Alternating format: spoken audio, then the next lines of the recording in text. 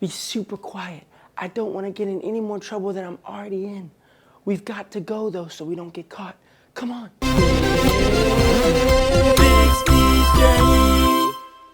So long story short, I got put into detention. And that's not even the worst part. The worst part is I didn't even do what they're accusing me of doing. I got put in here for something that somebody else did. And it's really not fair, but I don't even know what to do. I'm super angry and upset because they put me here, and I'm even more hurt because they thought that I did something that I didn't even do. This is crazy, man. I gotta call Big Steve. It's ringing. Hold on, it's ringing. Hey, Big Steve, don't talk too loud, okay? I don't want to get caught. Oh, hey Noah. What's wrong, man? Big Steve, you don't even know, man. It's terrible. I got put into detention for something that I didn't even do. Man, this is terrible, and I'm having the worst day. I was just sitting in class, and somebody threw something, and it hit another student. And then that student was like, ow, something hit me. And then he said that I did it when I didn't even do it. It wasn't me. It was totally the kid sitting behind me, and they thought it was me, which I thought was so rude. They didn't even ask me if I did it. They just sent me straight here, straight to detention. Bro, that's actually kind of crazy because that sounds so much like Joseph. You mean like the Joseph from the cafeteria that always takes my french fries? What? No, not that Joseph, man. The Joseph that we talked about just last week. Joseph that his brothers were super jealous, and you remember that whole story? Well, something that I didn't tell you last week is that Joseph's brothers, they got so mad, they actually kidnapped Joseph and sold him into slavery. That's right, they got rid of their brother and made money just because of his coat and their jealousy, which is insane. So don't do that. Long story short, Joseph, he went into slavery and he had to do all this work for free, and he was living a really bad life. And just when it starts looking a little bit better, somebody lied about him and he gets thrown into prison. And while in prison, everybody forgets about him. But while he was there, he kept crying out and praying to God. And God just kept telling him, Joseph, you are here for a reason. And one day, that actually happens.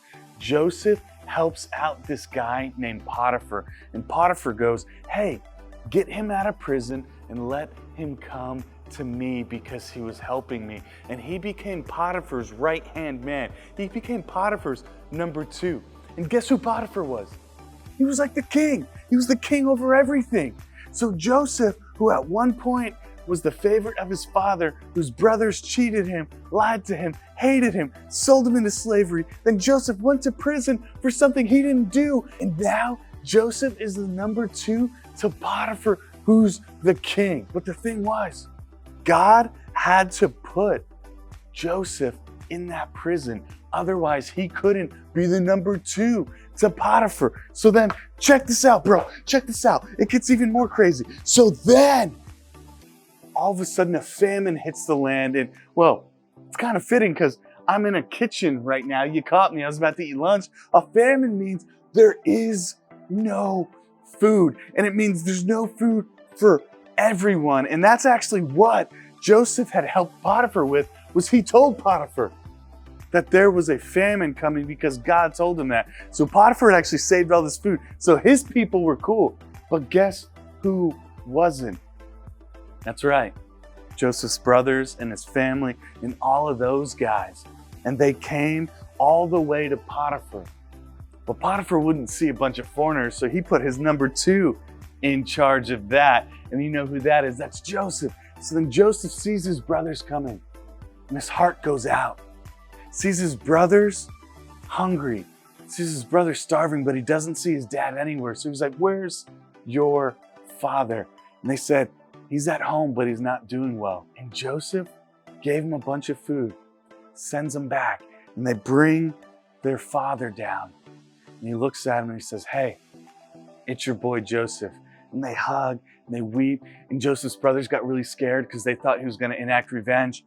But here's what Joseph told them. He said, listen, guys, what you did to me was wrong and I didn't deserve it, but God put me here for a reason. And that reason is I get to save all of my family.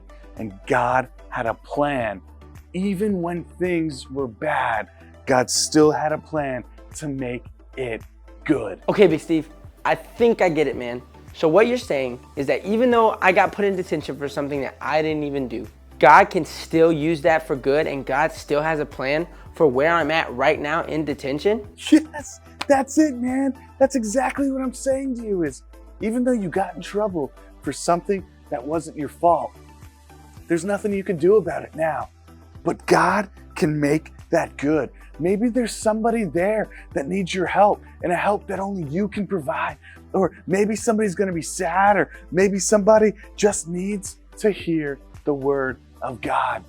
And maybe, buddy, maybe that is the good that can come out of this bad situation. You know what, Big Steve? Now that you say that, there is a few kids in here that look pretty sad, and they look like they could use maybe some Jesus or some encouragement in their life. So you know what I think I'll do? I think that whenever I get a chance, I'll maybe try to talk to them about Jesus, or even just show them Jesus through my actions. But I think you're right, man. I think they really need to hear about him. Man, I guess God did have a plan for me being here after all. Hey, thanks, Big Steve, for helping me out, man. You're welcome, buddy.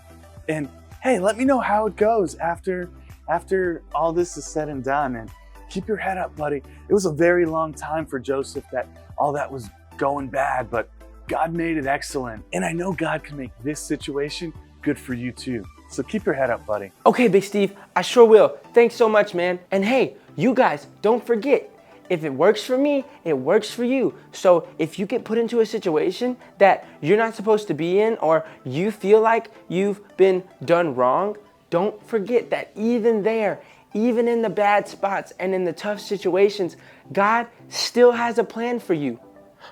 As a matter of fact, I think it's time for the big idea.